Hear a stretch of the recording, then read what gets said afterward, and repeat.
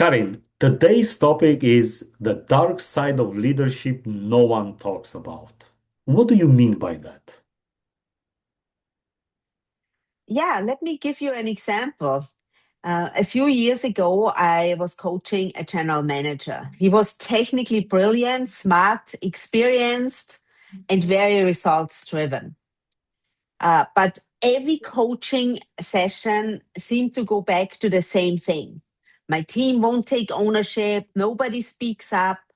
I have to solve every problem myself. And then one day I asked him to walk me through a recent team meeting. And he told me that someone challenged one of his ideas. He got frustrated and he raised his voice. And then he moved on with the meeting. Hmm. And did he realize what had happened? Not at all. In his mind, he was holding people accountable. So I asked him a simple question. How do you think the team experienced that moment? Hmm. There was a long pause. And for the first time, something shifted within him. What did he notice? What did he realize in that moment? Um, he realized that every time someone challenged him, he became very defensive. Not because he was a bad leader, but because he was insecure. He felt that he had to have all the answers and that he had to be right. And he thought that admitting he didn't know would make him look bad or weak. Well, that's a tough realization.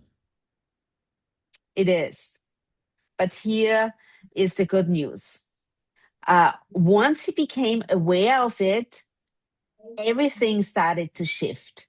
Instead of reacting, he started asking questions. Instead of defending his position, he became more curious.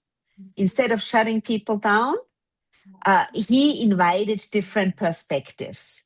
A few months later, during one of our coaching sessions, he actually smiled and said, Karin, I always thought my team needed to change, but my team hasn't changed nearly as much as I have changed over the last few months. I still remember that moment.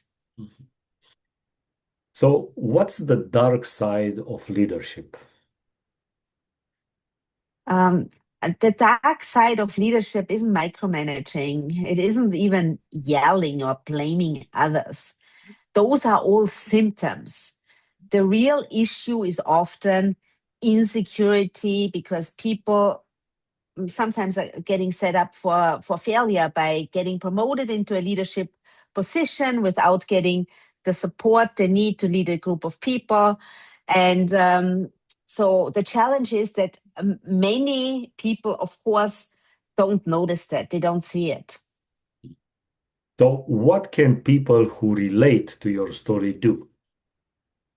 I want to give an assignment.